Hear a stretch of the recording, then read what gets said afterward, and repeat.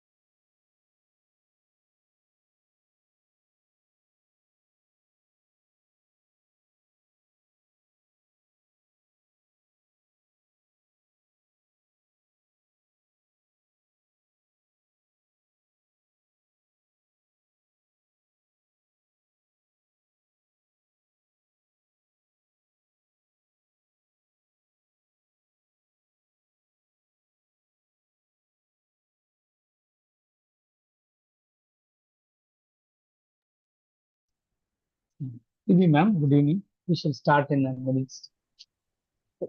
We'll start in another. Yes. Yeah, yes. another. Now 1 minute. Just wait. Okay. 7-2 we will start. Sure.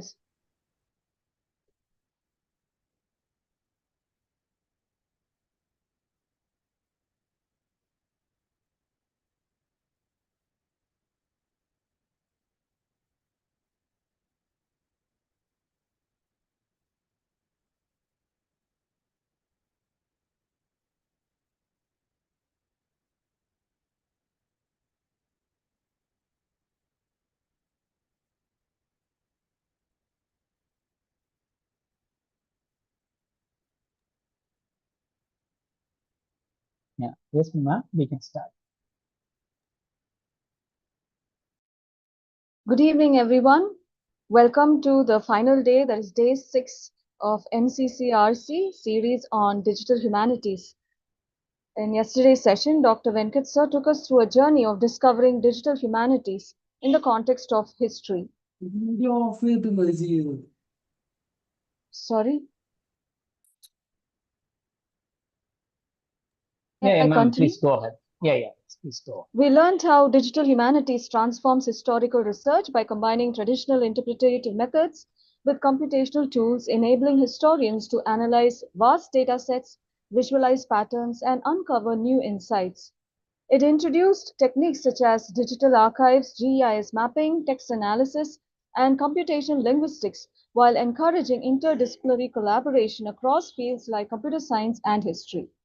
Despite challenges like technical complexity and ethical concerns, we learned how it enhances accessibility, promotes data-driven knowledge, and keeps historical inquiry relevant in the digital age. And today's session, we are going to explore how digital humanities enables a transdisciplinary approach, bringing together multiple fields to address real-world problems through innovative research and pedagogy. You can expect insights into how computational tools enhance traditional humanities methods while preserving the interpretative and human-centered nature of the discipline. This session will also highlight new possibilities for creative engagement, collaboration, and research across diverse domains. So for this session, we are extremely thrilled to have with us Dr. Kumari Sunita ma'am, Head Department of Philosophy. Welcome, ma'am. Ma'am is a distinguished scholar in digital humanities with over a decade of academic and research experience in the field. She has successfully led and contributed to multiple digital humanities projects integrating computational methods with humanities research to produce impactful and innovative outcomes. A widely respected researcher, she has presented papers in national and international forums and has served as an editor for digital humanities publications, contributing significantly to scholarly discourse in the field.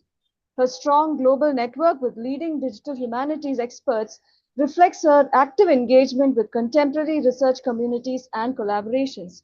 In addition to her research collaborations, contributions, she has organized and facilitated numerous conferences, seminars, and academic initiatives playing a key role in promoting digital humanities as an interdisciplinary and forward-looking domain.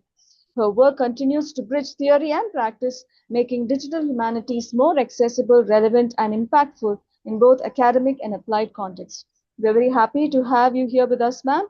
Thank you for accepting our invitation to join with us during this final day, day 6 of the Digital Humanities series. Now the floor is open to you, ma'am. Thank you, Thank you. Phoebe. Thank you. Thank you, Phoebe. First of all, I thank our principal, Dr. Carl Wilson, and the organizers of the research colloquium for inviting me to deliver a lecture on digital DH. I think, thank you for the nice words, Phoebe, though it is a little exaggerated. I'm still journeying. This is a journey for me to understand humanities, digital humanities, especially from. I started my journey a little long ago, but still continuing. Thank you for the nice words. I'll start my presentation. And then the today's presentation is entitled Supradisciplinarity and the Digital Humanities Paradigm. It is in teaching, learning, and research, humanities to digital humanities. The rationale for the title is to show how the digital humanities as a transdisciplinary approach provided a paradigm shift in humanities research.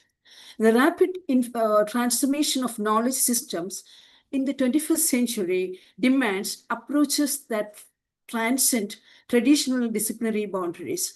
Supradisciplinarity, that includes multidisciplinary, transdisciplinary, and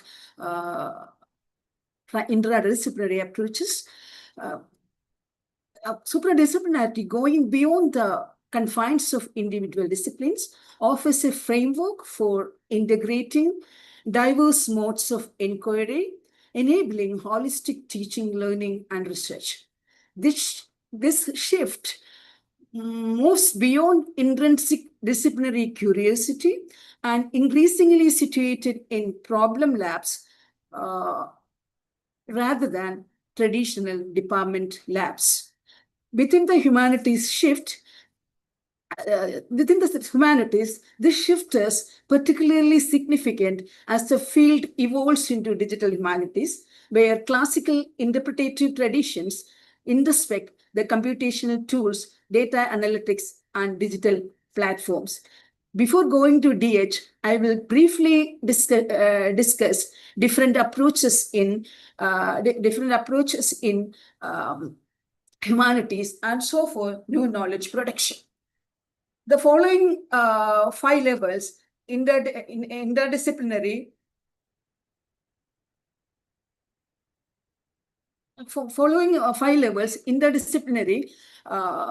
approach in which the research is conducted strictly within the established boundaries of a single discipline. Cross-disciplinary, on the other hand, views one discipline from the perspective and methodology of another. Multidisciplinary is an approach where experts work in parallel or sequentially from disciplinary specific basis to address a common problem, bringing research together only at the conclusion of separate efforts.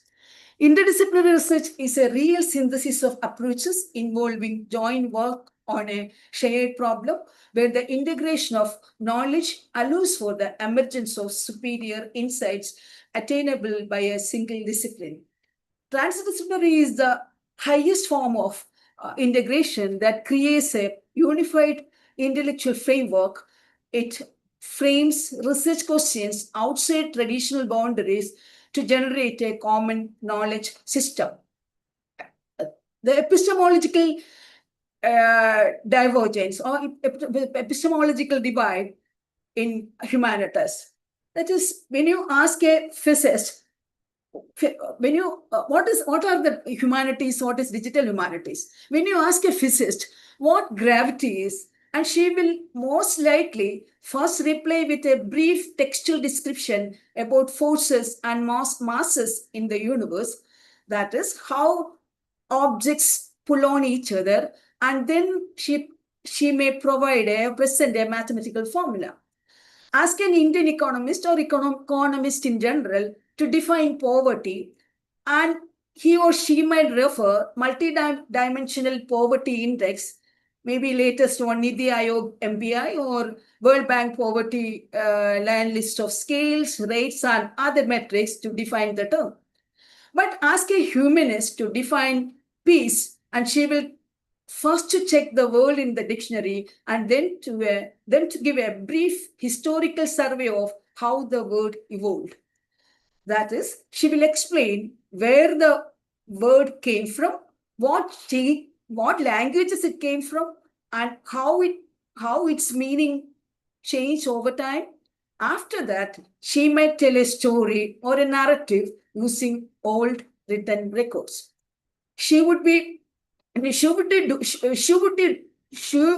do these two things because the humanist, unlike the physical or social scientist, deals not with the objects of the natural natural world or the large abstractions like social groups and economic trends, but with language, its origins, its constructions, its development and perception over time.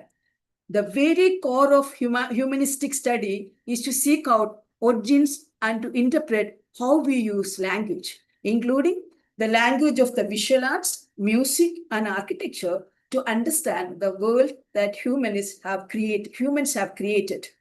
All humanistic study begins and ends with language, its meaning, its ability to bring the past alive. And how then do we understand the digital humanities? DH is a term widely used in administrative and scholarly library and information technology, in information technology circles, but rarely defined in any specific way. What exactly do these partners, the digital and the humanities, have to do with one another? Many people look at the marriage and come away with the very different impressions, all from their own perspectives. One can analyze the terms and its exact meanings from several different points of view, conditioned by historical and contemporary thinking and practice. How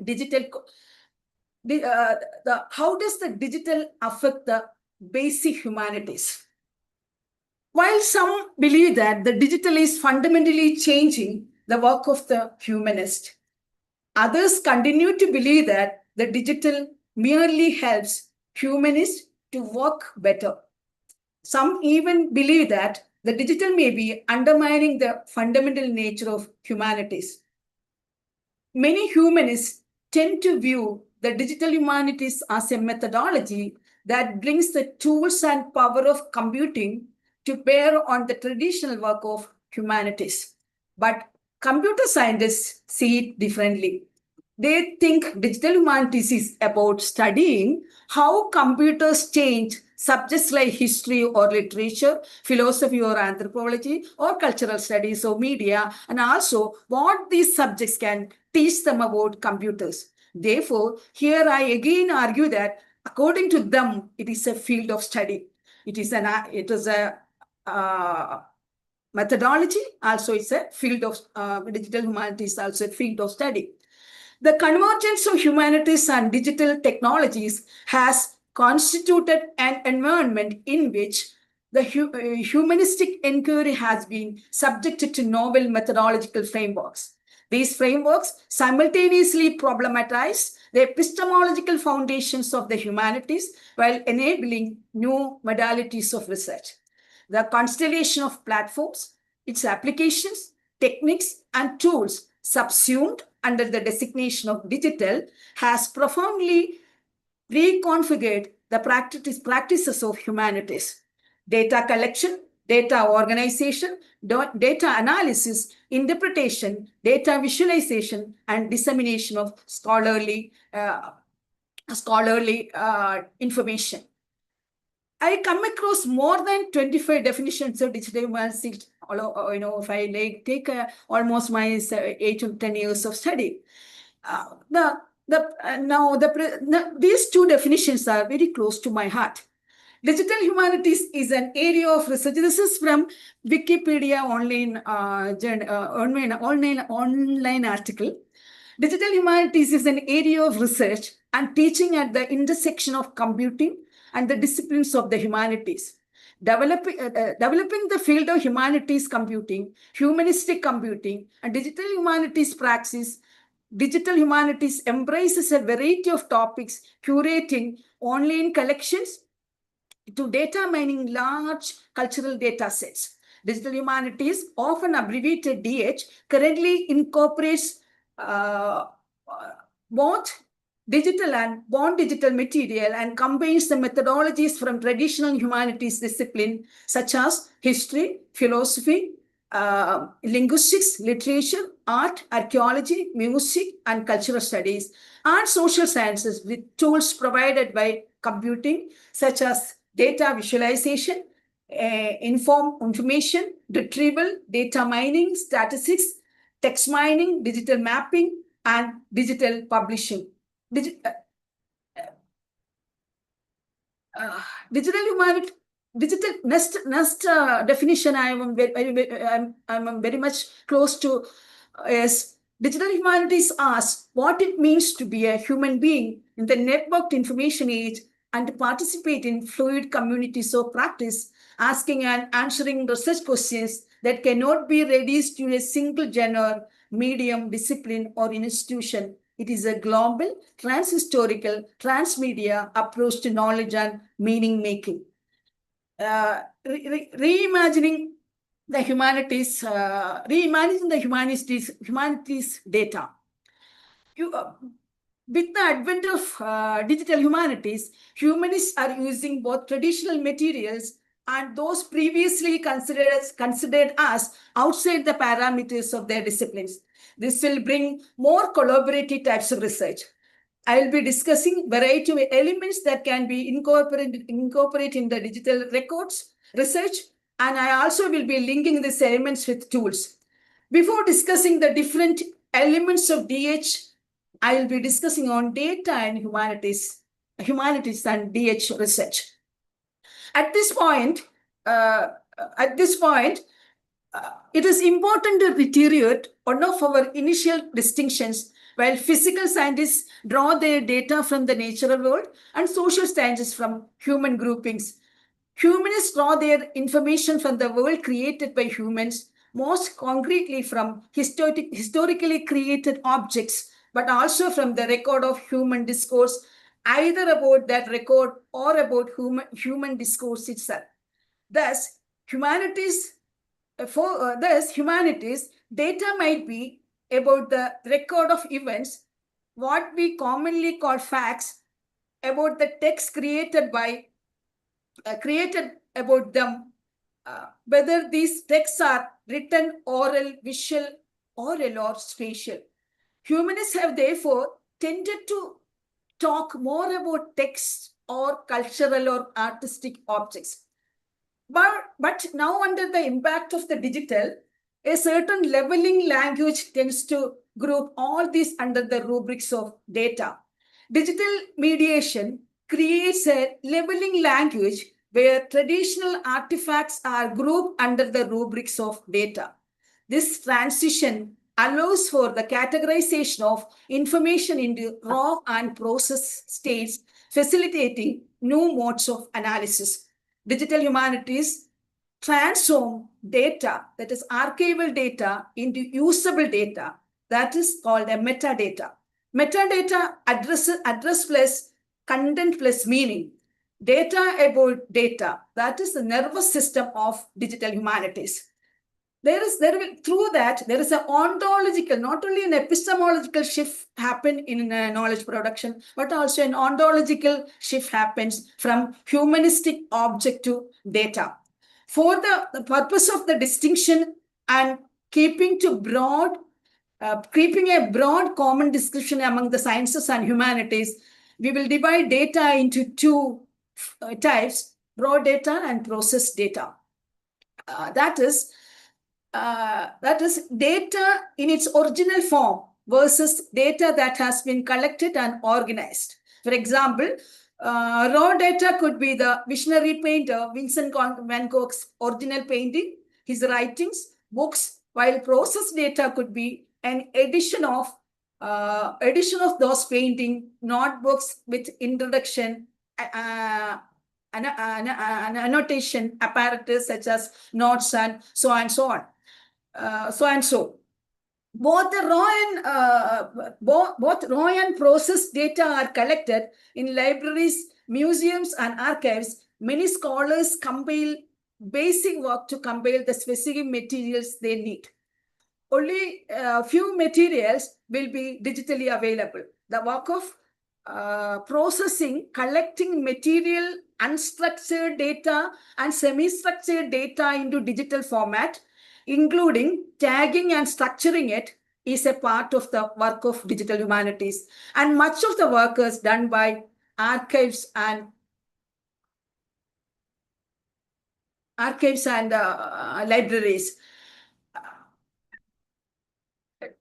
Let me ask him. I already mentioned there are elements. So there are two basic elements, and there are lots of other elements in digital humanities.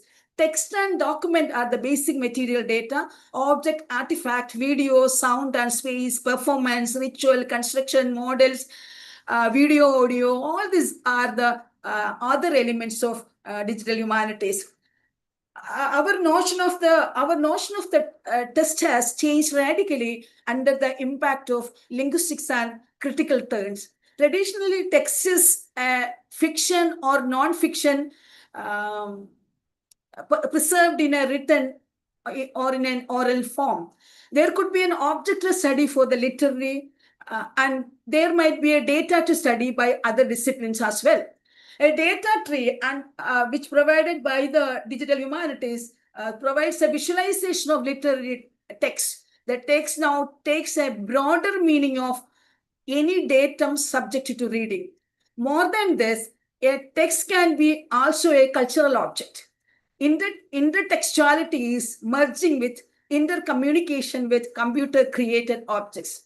Traditional human agency as an active author and reader give way to theories that dethrone both author and the reader and provide a grant autonomy to the text as an independent agent. Let me take an example let me take an example of my Being and Time, written by Martin Heidegger, which I have done a specialization on, where Heidegger as an author and Being and Time, originally it has written in German, Sein und Zeit, and it has almost 3 translation I read physically. There are lots of interpretation on that text as well. But that is when I read the text, I read Heidegger as I consider Heidegger as an author, and the Being and Time as a book, and I as a reader. Digital Humanities, dethrones Heidegger as an author, me as a reader, and replace Heidegger with a collaborative, versioned, annotated text, and TEI versions of the text. The digital environment transforms humanistic elements into machine-readable formats, granting autonomy to artifacts as independent agents than author. Some of you will be thinking about Death of an Author by Birds, and Who is an Author by Foucault also now. Then this when we are looking at the TI version, and the TI some translations to the 5 TI versions are available. Thousands of works on Heidegger and so thousands of works on Heidegger. DH curate data from all the sources, and including the original source which has written in German, then curate the data. Therefore, that the author is disappearing from the digital mediation, dethrones the traditional active author and reader, replacing them with collaborative, versioned, and annotated text. This text encoding initiative allows for a granular making of textual variants and thinking as a process, not as a construct. And, the example of how they curated data here, you can see the tag, the concept of sign for research, sign is being for research across 1,000 pages. They structurally request that Heidegger cross out a word and added a revision above the line. I think I'm just, I can see that as well. Even the coding you have done, and also we can see it in the, slide. And there are other, as I mentioned, the text is the other elements of the digital humanities, that is object and the artifacts. Object as a unique material entity in space and time. Google defines as a material thing that can be seen and touched.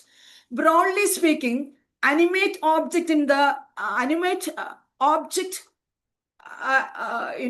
in the world. And I think I forgot to remember the document. Bring the text only I mentioned. I may go to the document first and then come back to, the object.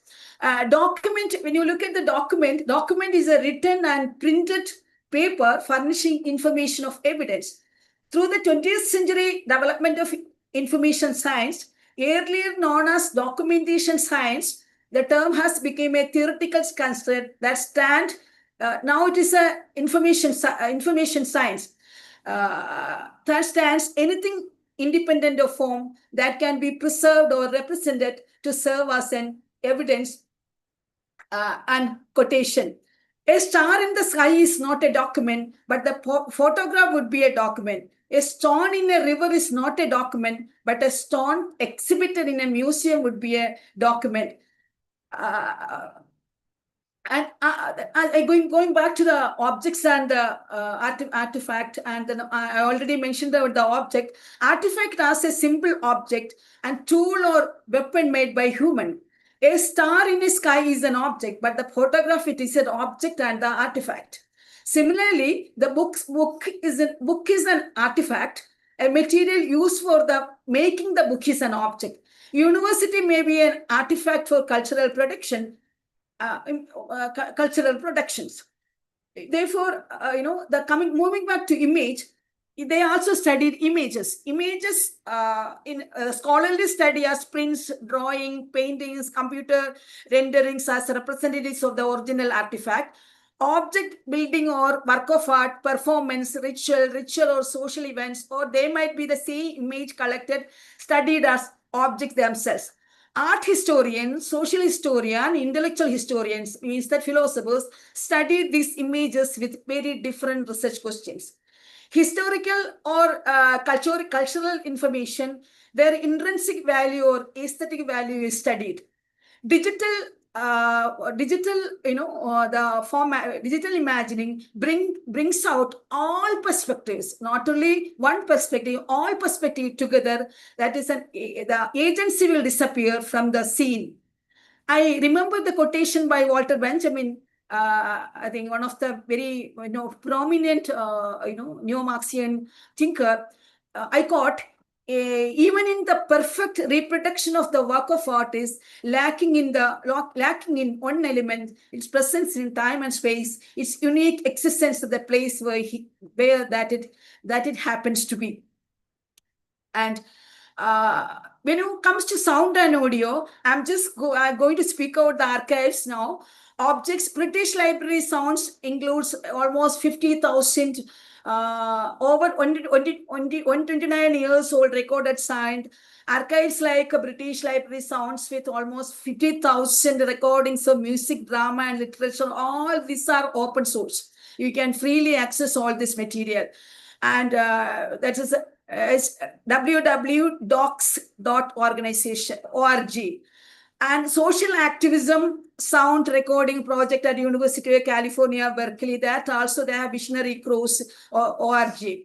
and studies at linguistics, University of Dublin, film and media, again, Michigan and Indiana together created a EVR digital archive for ethnographic field. The Center for Holocaust and Genocide Studies at the University of Minnesota makes available the free collection of videos and interviews of Holocaust survivors. And Steven Spielberg Memory Archive, US Holocaust Memorial Museum, also produces lots of archival footings. And archive also have 1,000 hours, years of footage, including Nazi propaganda films between 1930 and 1945. Those who wanted to work on film and media, their impact on, the Nazi propaganda and all this thing, you can use this, archive for their research.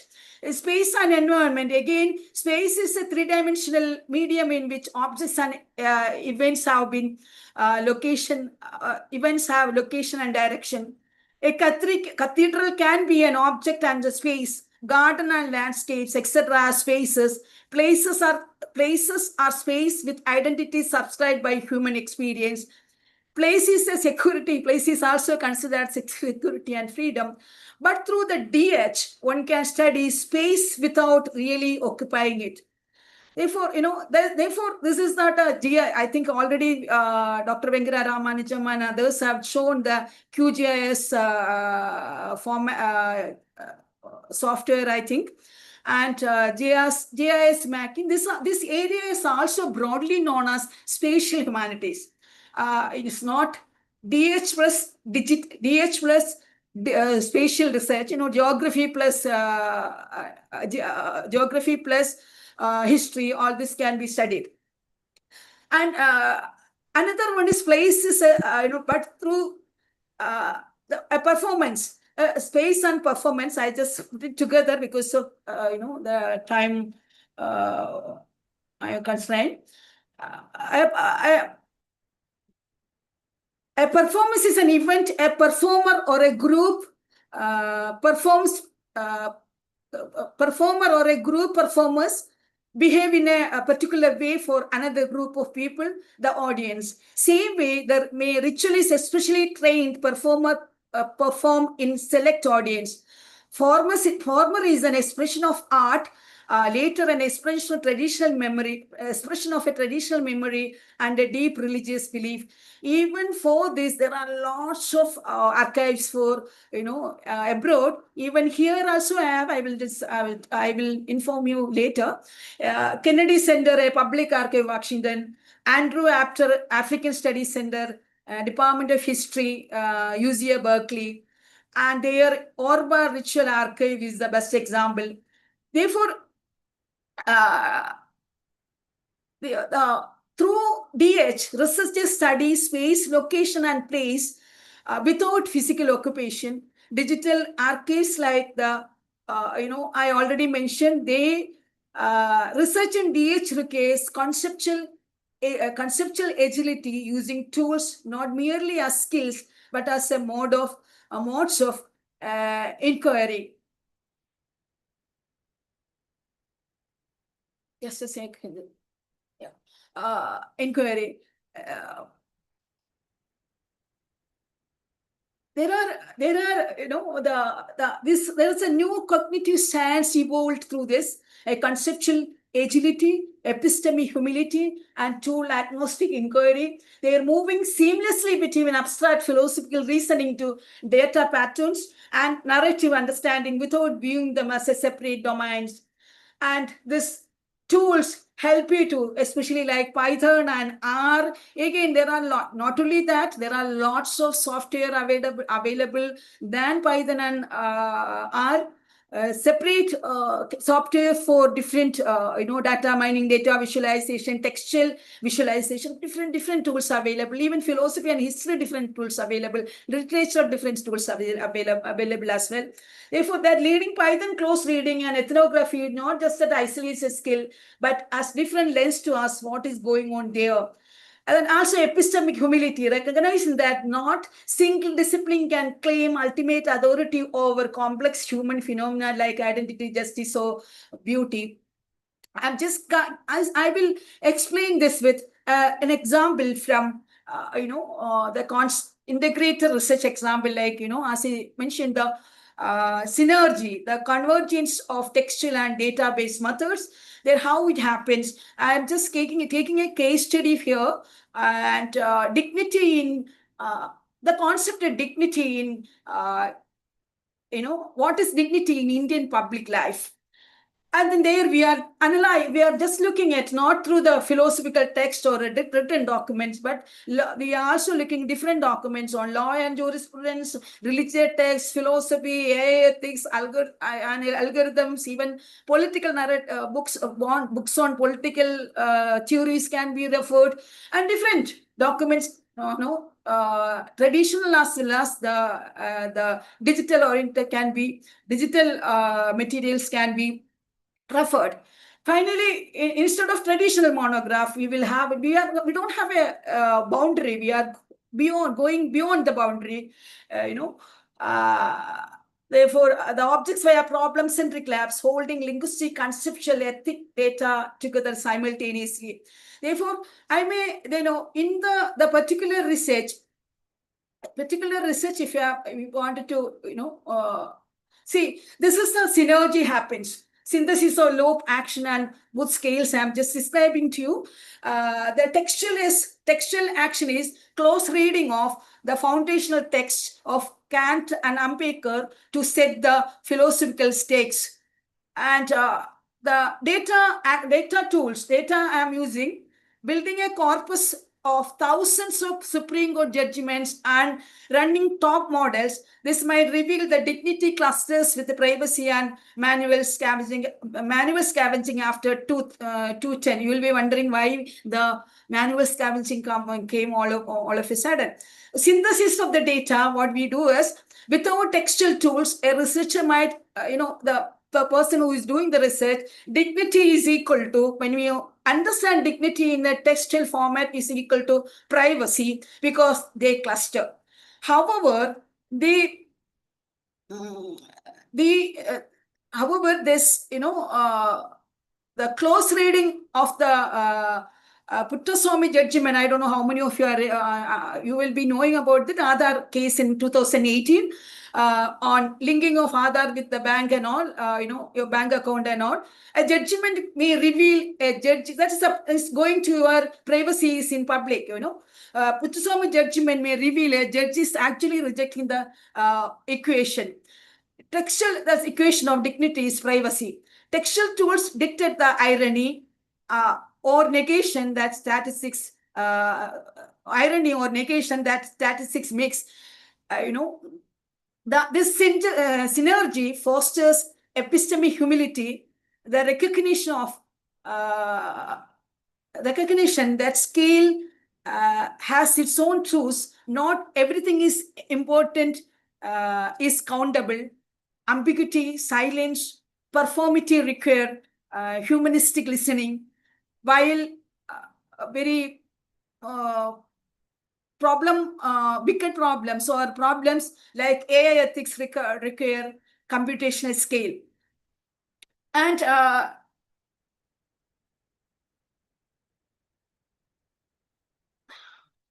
let me conclude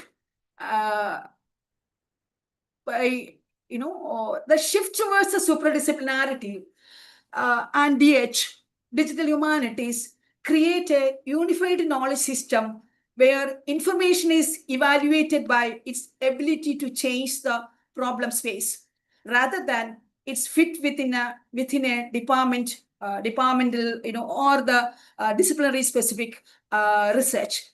By integrating textual and database methods, researchers move beyond simple counting or reading to integrate what human consciousness become when they live in a digital or live as a digital data or live in a digital era. In humanities, textual tools secure interpretative responsibility to meaning, while data tools reveal the shape of meaning at scale. Superdisciplinarity work uses superdisciplinarity here means even interdisciplinary, multidisciplinary, and transdisciplinary approaches work and uses both to ask what human concepts like dignity or justice become when they live as a data. DH is still evolving in tandem with advancement of artificial intelligence, machine learning, and virtual reality and augmented reality. I conclude my lecture. Any questions? I'll take. Thank you so much, ma'am, for a very deep and insightful presentation. Now the floor is open for questions.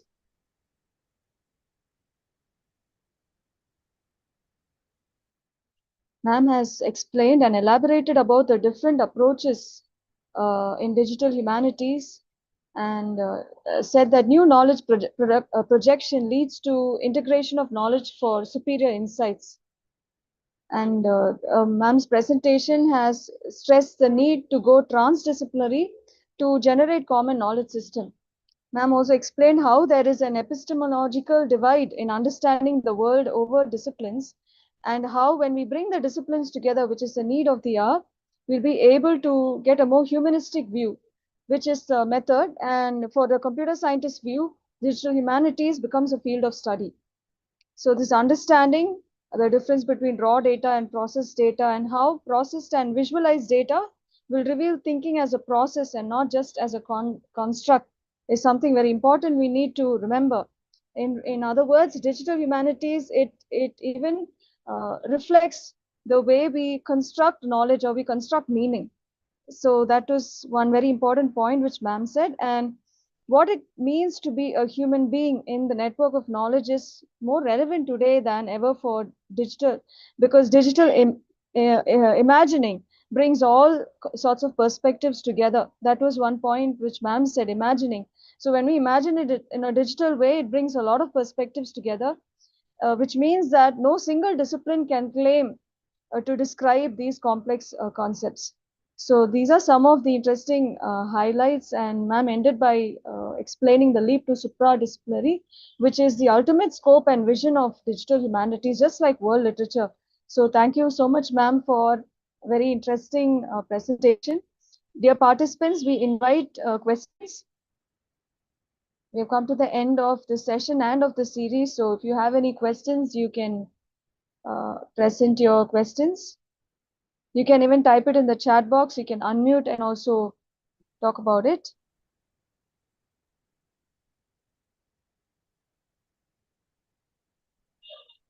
Are there any questions? This digital humanities program was conceived as a response to the growing need to bridge traditional humanities inquiry with the emerging digital and computational methods, with a clear vision of making humanities research more relevant, data informed, and interdisciplinary. So it all started with the MDP program that we had, the micro degree program by AKUKA. So I'm just giving a brief a summary of what we were doing so far. Yes, I see some feedback which is presented, very positive feedback about this session. Thank you. So you can stop me anytime. I just wanted to speak something more. Yes, Because ma'am, carry on. Indian archives, you have even Tamil Nadu, we have the virtual academy. They are digitizing all the data now. There are lots of projects they are planning to come up with as well. I attached to Anna University, no, Anna Centenary Library. And next week there is a journal is coming up from IIT Dhanbad from Nirmala Menon. She's the editor of the Digital Humanities Quarterly India. And there will be research avenues as well. There are lots of I think I have in another presentation as well there with all the digital publications. You have Digital Humanities Quarterly. I am also review editor of I am the editorial board of the Digital Humanities Quarterly. And also Alliance Digital Humanities networks. They have every year they have organized international conference, and every year. And another one, DAD3, there is a Digital Humanities Research and Teaching India. They have all the faculty. I am also a part of that. They have all faculty members from IITs. All IITs are there. Arjun Ghosh, IIT Delhi, from English literature. Basically, he's from English literature. He is the president of that organization. All from Nirmala Menon is also there as part of that. 17th, we had a meeting, a governing council meeting, to discuss having an international collaboration from global south. That also is happening. And coming to, as I said, the tools, I think there are lots of tools. I think you have come across the Voint. I think there is a Yes, ma'am. hands-on session on Voint and JISI also, I think. And Yes. even textual visualization you have, even data visualization you have tools, and why can't a philosophy paper could have, map and diagrams and the digital this thing. So that's what I was so much fascinated because of that. This why only a theoretical explanation? Why can't we have like computer scientists? Why can't we have explain, analyze and explain, collect data? Data collection as well. So n number of platforms available for data collection as well. That also big data different collection, and small data collection also different tools are available. That's what, I don't have, I haven't, I thought I will have a display of the tools and their sites, this thing as well, but I could not prepare that. Because, this is again, and it's not, I haven't prepared, I have written, that prompts for my need to the, and also case study to Notebook LM, and Notebook LM prepared for me this. And I have made arrangements for the whatever way I want. I deleted some slides and then added some slides of my own as well. This is again, that also help you. Notebook LM is one of the best sources for everything, best tool as well to have a I think one can have a paradigm shift in your approach to research as well as even knowledge production. For example, no knowledge productions, you have publications, for example, come to publication. I am not able to read because of the other commitments. There are lots of work partly done by me. Partly means almost 80% done by me. It is still there, but I was not able to do the further write-up. Any questions I can take, otherwise. Thank you so much, ma'am. This entire forum, the scope of this is to learn how to do research and write research works, and to be encouraged to write research in this field. So we understand that you are connected with a lot of journals. I think we can take it forward in that way also after this is over. Whoever is interested in publication, they can contact you and get in touch with you, and of course, spearheaded by Vijay Solomon sir, and we can move forward when it comes to research. And there's a beautiful comment. PPTs were also beautifully framed, ma'am. So as ma'am has explained, it was designed through Notebook LM. So thank you, ma'am. It's really well designed. Thank you. Yes, participants, any questions? Yeah, probably we can ask the participants to unmute and share your experience about the whole journey of these 6 days. Yeah. Yeah, we'd love to hear it from you.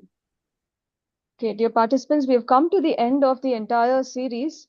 So let me just give a brief summary while you get ready with your feedback about the entire series. Day 1, we were introduced to shift from traditional interpretation to data-supported analysis. And in day 2, we learned how digital humanities transforms literary text into visual narratives. And we learned about some of these tools. Day 3 was on digital archives and big data, how it expands the scope of literature by enabling large-scale cultural analysis. And in day 4, we learned about computational text analysis, demonstrating how raw text is transformed into structured data. And in day 5, that is yesterday's session, we learned how digital humanities reshapes historical inquiry. And finally, today's session, we got a very deeper understanding of digital humanities and how it can be a transdisciplinary approach that bridges epistemological divides, distinguish between raw and processed data, and reimagine human knowledge as a dynamic, interconnected process within a networked digital world. So this is what we were exposed to. So with this, I invite participants to give a feedback on the entire series on digital humanities. How were you benefited by it? What are the things that you liked about it? What are the new knowledge systems that you learned? Would it help you in your pedagogy, in your teaching, in your research? So any insights, anything new that you have learned, if you could share, it would be really encouraging to the organizing team and to all of us.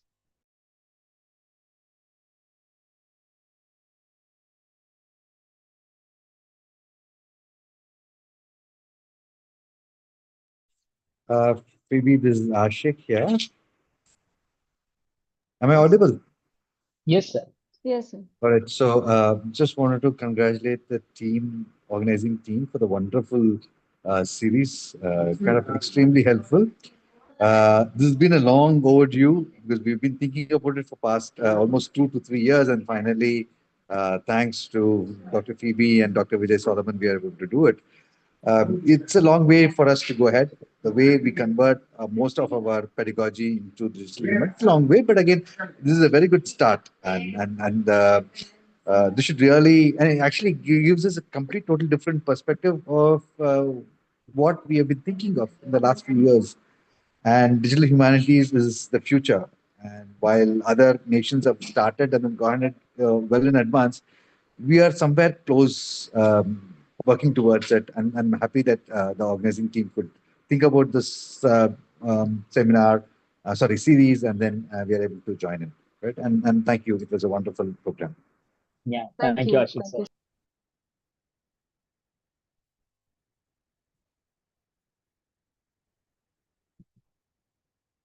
We have a feedback in the chat box. Thank you for your feedback.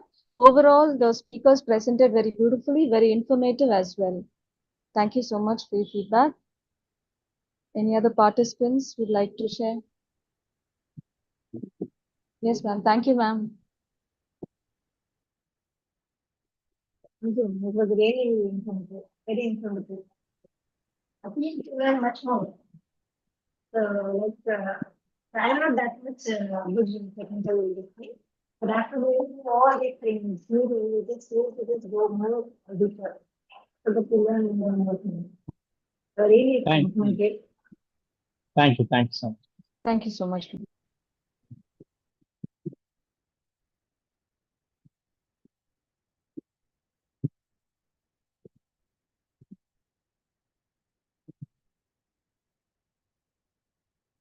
Yeah, yes, we'll post it.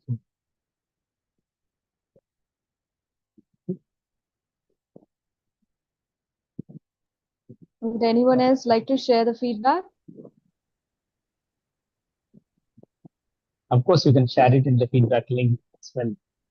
Okay, so I take this opportunity to thank our principal for pushing us to, do this series. It's long pending, as Dr. Ashik mentioned. We were thinking about having a series in digital humanities, and Dr. PB has connected and completed the AKUKA course. And we thought we would like to give an introduction about the digital humanities in the form of a series. And it was open only to our MCCNs. The people, they were not involved, even though we got a lot of requests from other people. We just want to have our people to be enriched in this particular aspect. Then we would like to have one more session offline in the month of June when we will start the new academic year. So if you would like to be a part of it, either as a resource person or if you have any ideas, you would like to work with us as a team, interdisciplinary team, where technical support will be completely rendered by MCCRC team. And then we would like to have this FDP. It's an attempt. then we would like to have the entire FDP as a project-based learning. So we love to have you all for the June FDP, and we have a separate question in the feedback. Today's feedback has both about basics and the overall feedback. Please feel free to share your views, and we count each one's feedback, and we would like to improve our quality and our events based on your comments. So feel free. Thank you so much once again for joining us, even though we have 70 participants registered. Every day we had around 30 to 40. So those who are committed, those who would like to learn, those who are really interested, they were stayed and they enjoyed the entire series. So thank you so much, participants, for your keen interest in learning things in the field of digital humanities. And we would like to have you all here in the offline activities. Then I take this opportunity to thank Dr. Phoebe, who has coordinated the entire event. Bringing people from different departments is obviously very tough, but she could elegantly done that one. Thank you, ma'am, for your efforts and coordinating the entire event. And I fail in my duty if I don't thank Ashik sir, because all the technical support. It is like 6:45 till on, and the entire series is now in YouTube. So I will compile all those links and then I will share the links with you, those who have registered and given the feedback. So thank you so much, and probably we will wind up. I'll just post the feedback link in the chat box. Please, give your honest feedback. Thank you.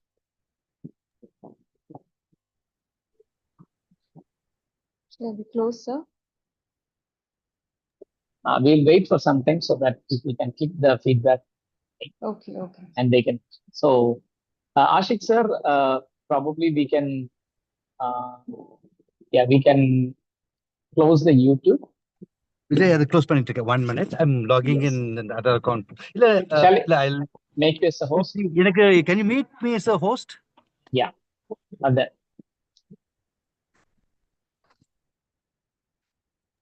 yeah, now you are host. Yes, yes, yes. Yeah, participants, please give the feedback for the basics as well as the overall. You can express if you want to be a part of our upcoming FDP. That is an offline FDP project basically.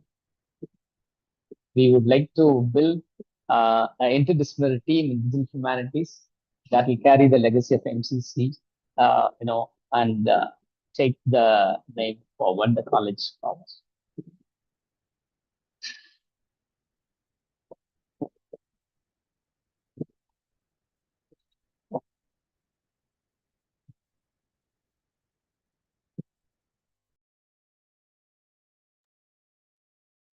Please give the feedback. We are going to close the meeting by 8 o'clock. Till then, we are just waiting for you to click the link and give the feedback. Ashik sir, YouTube live stream will stop.